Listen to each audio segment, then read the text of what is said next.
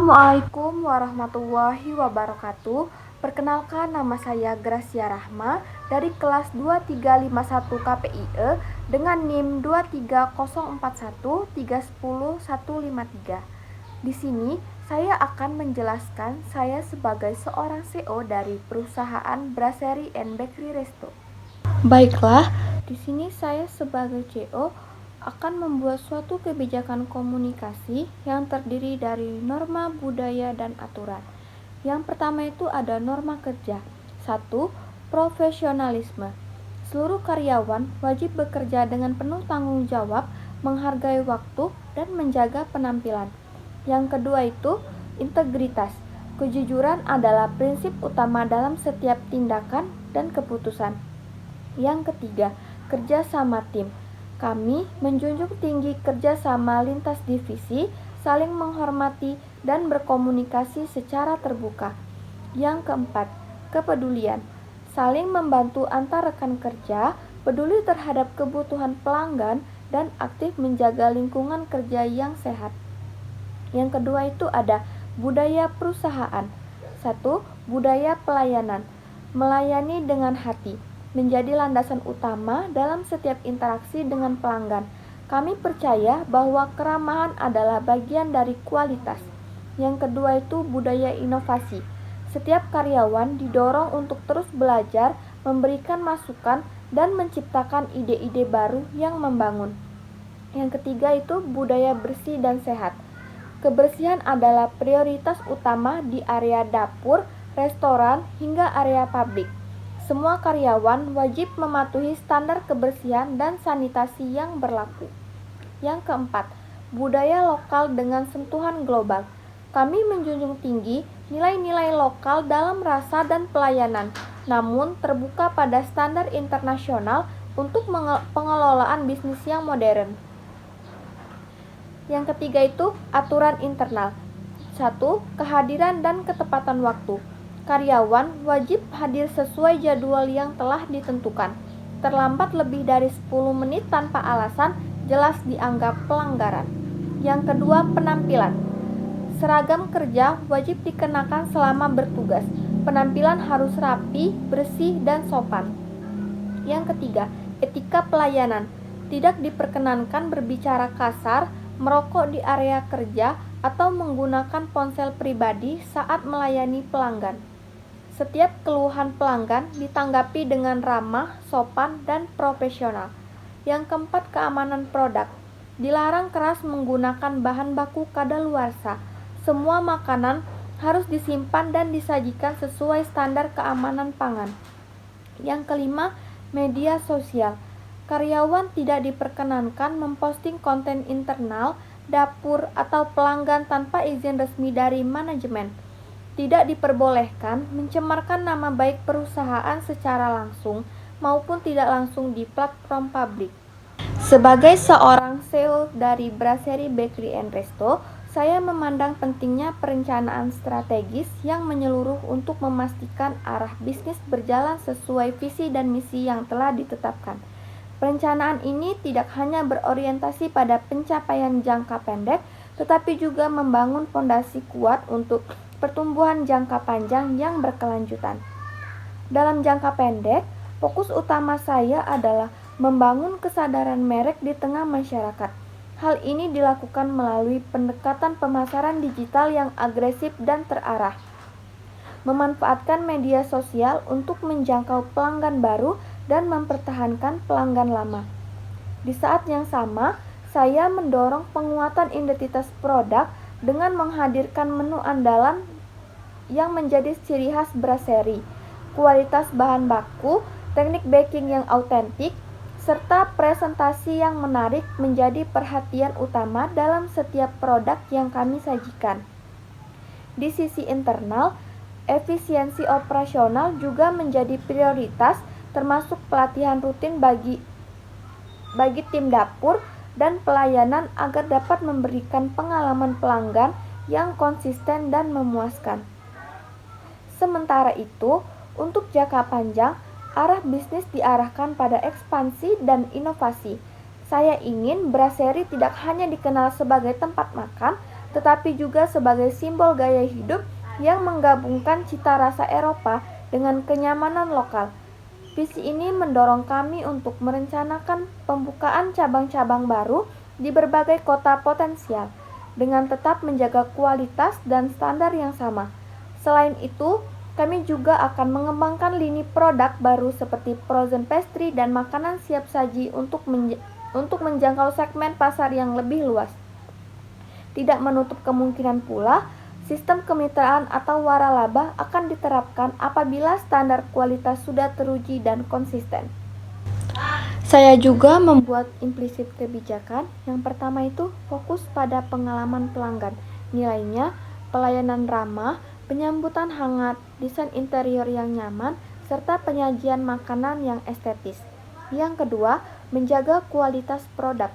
Nilainya, roti dan makanan disajikan dalam kondisi segar, penggunaan bahan-bahan berkualitas, dan konsistensi rasa. Yang ketiga, branding sebagai tempat nongkrong atau meeting. Nilainya, tersedia wifi, stop kontak, area duduk yang nyaman untuk lama-lama.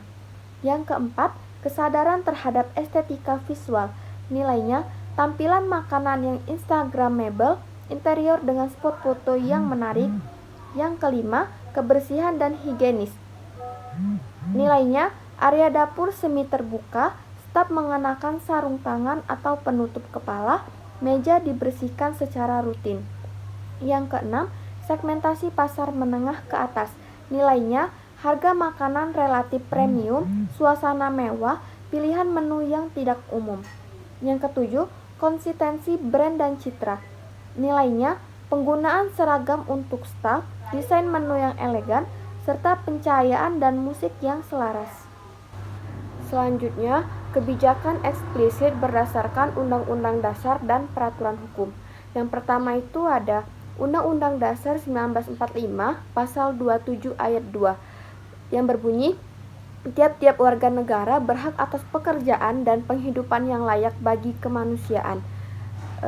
Maksudnya, Brasserie harus memberi gaji yang layak dan kondisi kerja manusiawi untuk karyawannya. Yang kedua itu ada Undang-Undang Nomor 13 Tahun 2003 tentang Ketenaga Kerjaan. Pasal tentang jam kerja, upah minimum, hak cuti, dan keselamatan kerja. Brasserie wajib membayar upah sesuai UMR, memberi jam kerja maksimal 8 jam per hari, menyediakan BPJS atau jaminan kesehatan, serta menjaga keselamatan kerja, misalnya pelatihan handling alat dapur panas. Yang ketiga itu ada Undang-Undang Nomor 8 Tahun 1999 tentang Perlindungan Konsumen. Brasserie harus menyajikan makanan yang aman, tidak kadaluarsa, memberi informasi yang jelas soal bahan, harga, dan alergi makanan, dan bertanggung jawab jika ada keluhan pelanggan atas produk. Yang keempat itu peraturan BPOM dan Dinas Kesehatan. Brasserie wajib memiliki sertifikat layak higien sanitasi makanan, izin edar produk makanan dari BPOM untuk roti yang dijual massal, dan izin usaha dari dinas terkait. Kemudian ada juga kebijakan eksplisit internal perusahaan atau aturan tertulis Brasserie. Yang pertama itu ada Standard Operating Procedures atau SOP. SOP penyajian makanan, kebersihan area kerja, dan tata cara pelayanan pelanggan. Contoh, makanan harus disajikan maksimal 15 menit setelah pemesanan. Karyawan wajib mencuci tangan sebelum dan sesudah kontak dengan makanan. Yang kedua itu ada kode etik karyawan. Berpakaian rapi, bersikap sopan, tidak boleh menggunakan ponsel saat jam kerja, dan tidak boleh membawa makanan keluar tanpa izin. Yang ketiga, aturan absensi dan sanksi. Karyawan yang terlambat lebih dari 15 menit akan diberi teguran tertulis. Apabila karyawan tidak masuk tanpa izin lebih dari 3 hari, akan mendapatkan skorsing. Yang keempat, aturan keselamatan dan kebersihan. Wajib pakai apron, masker, penutup kepala. Semua bahan mentah disimpan di tempat bersuhu aman dan bersih. Selanjutnya itu ada tujuan. Yang pertama itu mempunyai kesamaan menerima informasi dari komunikator dan komunikan. Membangun sistem komunikasi internal dan eksternal yang efektif agar setiap informasi, promosi, pelayanan, dan standar kualitas dapat diterima dan dipahami secara seragam oleh seluruh staf atau komunikan dan pelanggan atau komunikator sehingga menciptakan pengalaman kuliner yang konsisten. Yang kedua itu mempunyai relevansi yang mudah dipahami. Menyampaikan pesan brand dan menu Brasserie Bakery and Resto dengan bahasa dan visual yang relevan dan mudah dipahami oleh berbagai segmen pelanggan, sehingga nilai dan keunggulan produk tersampaikan dengan jelas. Yang ketiga, memungkinkan dua negara atau perusahaan mampu mempunyai pengetahuan yang sama. Mengembangkan standar operasional dan materi pelatihan yang seragam dan dapat diterapkan secara internasional, sehingga memungkinkan Brasserie, Bakery, dan Resto menjalin kerjasama lintas negara atau membuka cabang di luar negeri dengan pemahaman dan kualitas pelayanan yang sama. Sebagai seorang CEO, saya juga membuat planning A dan B. Planning A-nya yaitu merupakan strategi optimis yang dijalankan saat kondisi perusahaan dan pasar sedang baik. Dalam skenario ini, saya sebagai seorang CEO memiliki visi untuk menjadikan Brasserie Bakery and Resto sebagai jaringan bakery dan restoran ternama di kota besar. Fokus utama adalah pertumbuhan bisnis secara agresif namun terukur. Nah, yang pertama itu ada strategi operasional. Dari sisi operasional ini, layanan akan didukung dengan digitalisasi penuh, termasuk pengembangan aplikasi pemesanan online, sistem membership, dan integrasi dengan layanan pengantaran makanan seperti GoFood, GrabFood, dan ShopeeFood. Selain itu, perusahaan akan terus menciptakan inovasi menu seperti produk roti sehat atau gluten free atau low sugar, seasonal menu saat momen-momen khusus seperti Ramadan dan Natal, hingga kolaborasi menu dengan tokoh atau selebritas tertentu. Yang kedua itu strategi SDM atau sumber daya manusia. Strategi sumber daya manusia dalam perencanaan A ini juga berorientasi pada peningkatan kualitas. Perusahaan akan merekrut tenaga ahli seperti chef profesional dari luar negeri untuk memperkuat lini produk premium. Karyawan yang sudah ada akan mendapatkan pelatihan rutin mengenai pelayanan prima dan diberi intensif berbasis kinerja yang agar lebih termotivasi. Yang ketiga itu pemasaran dan branding. Dari sisi pemasaran, perusahaan akan aktif membangun kehadiran digital melalui kampanye media sosial, bekerja sama dengan influencer kuliner, dan menjalankan program loyalitas pelanggan. Branding akan diperkuat dengan konsep artisan bakery dan pengalaman bersantap yang estetik dan nyaman. Yang keempat itu ada keuangan. Strategi keuangan difokuskan pada pertumbuhan dan mencari investor strategis, menggunakan dana untuk ekspansi dan mengelola margin keuntungan dari produk premium untuk mendukung operasional. Sebaliknya, planning B itu disiapkan untuk menghadapi kondisi sulit seperti ketika terjadi krisis ekonomi, daya beli masyarakat menurun, atau kompetisi di pasar meningkat tajam. Dalam skenario ini, saya sebagai seorang CEO berfokus pada upaya mempertahankan kelangsungan bisnis dan cash flow perusahaan. Visi utama berubah dari ekspansi menjadi bertahan dan menjaga kestabilan operasional selama masa sulit. Yang pertama itu strategi operasional. Salah satu langkah utama dalam rencana ini adalah mengevaluasi cabang yang tidak menguntungkan. Jika diperlukan, cabang tersebut bisa ditutup sementara atau digabungkan dengan lokasi lain. Menu akan disederhanakan, hanya menyisakan produk-produk paling laku dan menguntungkan. Langkah ini dilakukan untuk mengurangi biaya bahan baku dan mempermudah operasional dapur. Yang kedua itu strategi sumber daya manusia. Dalam pengelolaan SDM, perusahaan akan melakukan pengaturan ulang jam kerja untuk menghindari lembur dan beban biaya tambahan. Karyawan juga akan diajak terlibat dalam proses pencairan solusi efisiensi, karena seringkali mereka memiliki pemahaman langsung mengenai hal-hal yang bisa dihemat.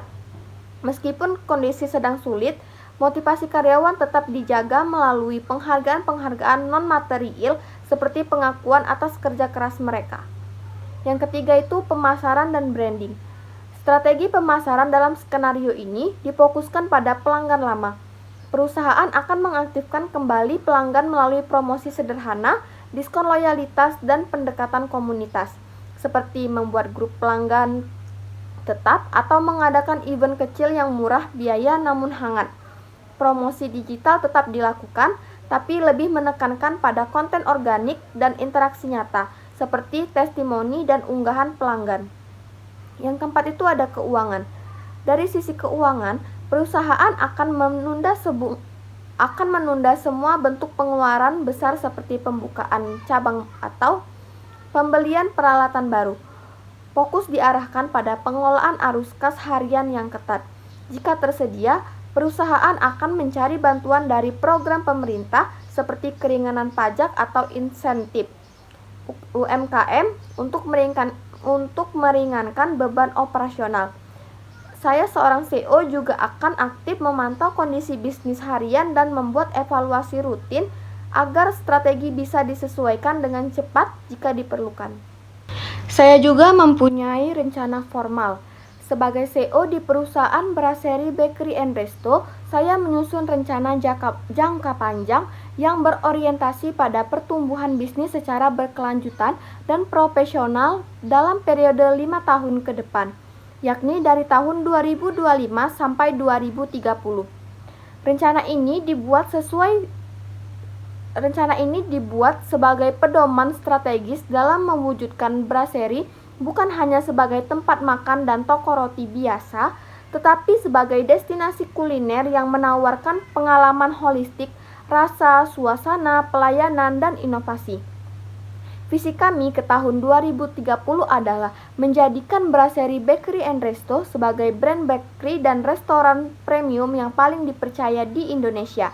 Dikenal luas karena kualitas produk artisan yang khas, layanan pelanggan yang unggul, serta kontribusi nyata dalam membangun ekosistem kuliner yang ramah lingkungan dan bertanggung jawab secara sosial. Visi ini akan kami capai melalui kombinasi ekspansi terencana, peningkatan kualitas layanan dan produk, serta penguatan sistem operasional dan keuangan yang efisien. Langkah awal yang kami tempuh mencakup pembukaan cabang di kota-kota besar seperti Jakarta, Surabaya, Bandung, dan Kota Medan. Perluasan ini tidak dilakukan secara agresif tanpa arah, melainkan dengan riset lokasi yang tepat, dukungan analisis data, dan pertimbangan daya beli lokal. Cabang-cabang baru akan mempertahankan ciri khas desain brasserie yang elegan dan hangat, namun tetap menyesuaikan dengan karakter lokal. Di tahun ketiga dan keempat, kami akan mulai masuk ke kota-kota sekunder yang memiliki potensi pasar yang tinggi, seperti Yogyakarta, Makassar, Batam, dan Balikpapan. Dari sisi produk, inovasi adalah kunci. Kami akan terus memperkaya lini menu dengan kategori baru seperti produk rendah gula, makanan berbasis nabati, dan menu khusus untuk kebutuhan diet tertentu. Selain itu, kami akan merancang pengalaman makan yang lebih personal, seperti brunch privat, menu spesial ulang tahun, hingga kelas baking mini di cabang-cabang tertentu. Semua itu akan didukung oleh digitalisasi layanan yang menyeluruh, termasuk pemesanan via aplikasi, program loyalitas pelanggan, sistem pre-order, dan langganan harian atau mingguan. Keberhasilan perusahaan tidak akan tercapai tanpa fondasi sumber daya manusia yang kuat. Oleh karena itu, kami akan mendirikan Brasserie Training Academy sebagai pusat pelatihan internal untuk semua karyawan. Setiap karyawan akan mendapatkan kesempatan untuk berkembang sesuai jalur karirnya. Dengan penilaian yang transparan dan insentif yang berbasis kontribusi, kami percaya bahwa sumber daya manusia yang diberdayakan akan menciptakan energi kerja yang positif dan berdampak langsung pada kualitas pelayanan di semua lini. Untuk memperkuat daya saing, pendekatan pemasaran kami akan menggunakan strategi omnichannel. Kami akan mengombinasikan kampanye digital yang agresif di media sosial dengan aktivitas offline yang membangun koneksi nyata dengan pelanggan, seperti event komunitas, kolaborasi dengan figur publik, dan partisipasi dalam festival kuliner. Tujuan utamanya adalah membangun loyalitas pelanggan jangka panjang, bukan sekedar menarik pembeli satu kali. Dari aspek keuangan, perusahaan akan fokus membangun struktur modal yang sehat. Pada tahun pertama dan kedua, kami akan mengandalkan dana internal serta investor awal. Memasuki tahun ketiga dan keempat, kami akan membuka diri pada pendanaan eksternal yang bersifat strategis melalui investor institusi atau program pembiayaan berskala menengah. Setiap keputusan keuangan akan disesuaikan dengan laporan pertumbuhan dan proyeksi laba jangka panjang, bukan sekedar target tahunan. Seluruh proses pengembangan ini akan dijalankan dengan prinsip tata kelola perusahaan yang baik. Manajemen akan menjaga transparansi, integritas, dan akuntabilitas dalam setiap keputusan bisnis. Setiap rencana dan hasil akan dievaluasi secara berkala, secara tahunan untuk penyesuaian taktis, dan setiap 5 tahun sebagai peninjauan strategi jangka panjang. Tim direksi akan mengadakan rapat kuartalan dan forum internal terbuka setiap tahun untuk menerima masukan dari seluruh channel perusahaan, baik di level pusat maupun cabang. Saya sebagai CEO, saya memahami bahwa tantangan tidak dapat dihindari. Namun, dengan rencana yang disusun secara matang, struktur tim yang solid, dan orientasi pelanggan serta inovasi, saya yakin Brasserie Bakery and Resto dapat berkembang menjadi perusahaan kuliner nasional yang tidak hanya menguntungkan secara finansial, tetapi juga memberikan dampak sosial dan budaya yang positif. Sebagai CEO dari Brasserie Bakery and Resto, saya menyadari bahwa dunia kuliner bukan hanya tentang menyajikan makanan yang lezat, tetapi juga tentang menciptakan pengalaman yang bermakna bagi setiap pelanggan. Refleksi saya sebagai pemimpin perusahaan ini berakar pada kesadaran bahwa inovasi dan kreativitas bukan sekedar pilihan. Mereka adalah napas kehidupan bisnis kami. Inovasi saya tidak berangkat dari keinginan untuk sekedar berbeda, melainkan dari kebutuhan untuk terus relevan dan memberi nilai lebih. Di tengah persaingan industri kuliner yang ketat, saya melihat peluang dalam setiap tantangan. Saat pandemi memaksa sebagian besar resto tutup atau beralih ke layanan daring, kami justru memanfaatkan momentum itu untuk merancang sistem pemesanan online yang lebih personal dan interaktif. Kami tidak hanya menjual makanan, tetapi menghadirkan pengalaman. Pelanggan bisa memilih bahan dasar roti, menyesuaikan topping, dan menyaksikan proses produksinya secara live dari dapur kami melalui media sosial. Langkah ini menjadi jembatan antara dapur kami dan ruang makan mereka di rumah. Kreativitas kami pun menambah pada penyusunan menu. Saya mendorong tim dapur untuk tidak takut bereksperimen. Kami meluncurkan menu musiman yang menggabungkan warisan kuliner Nusantara dengan teknik French bakery. Misalnya, croissant isi rendang atau brioche tape singkong. Kombinasi yang tak lazim namun menggugah rasa penasaran sekaligus nostalgia pelanggan. Dalam dunia yang cepat berubah, rasa ingin tahu adalah aset yang tak ternilai, dan kami menjadikannya inti proses kreatif kami. Namun, inovasi dan kreatif tidak berhenti di produk. Mereka harus tercermin pula dalam kepemimpinan dan budaya kerja. Saya berkomitmen menciptakan lingkungan kerja yang mendukung pertumbuhan setiap individu, di mana ide sekecil apapun harus dihargai. Kami mengadakan sesi jam inspirasi setiap minggu, di mana siapapun dari staf dapur hingga pelayan dapat mengajukan ide untuk meningkatkan layanan atau menciptakan menu baru. Banyak dari terobosan kami lahir dari percakapan sederhana ini. Sebagai pemimpin, saya belajar bahwa inovasi sejati bukan hanya menciptakan hal baru, tapi juga menciptakan dampak. Kreativitas bukan hanya tentang menjadi unik, tapi tentang memberi makna. Perjalanan saya di Brasserie Bakery dan Resto bukan sekedar soal angka penjualan atau ekspansi cabang, melainkan tentang bagaimana setiap tindakan dan keputusan membawa kami lebih dekat pada tujuan, menjadi tempat di mana rasa, cerita, dan manusia saling bertemu dengan cara yang paling tulus. Refleksi ini terus saya bawa dalam setiap langkah ke depan, karena saya percaya perusahaan yang besar bukan hanya soal apa yang mereka jual, tapi tentang bagaimana mereka terus belajar, berinovasi, dan menyentuh hati orang-orang yang mereka layani. Sekian penjelasan dari saya sebagai seorang CEO, semoga bermanfaat. Maaf bila ada kata-kata yang salah. Wassalamualaikum warahmatullahi wabarakatuh.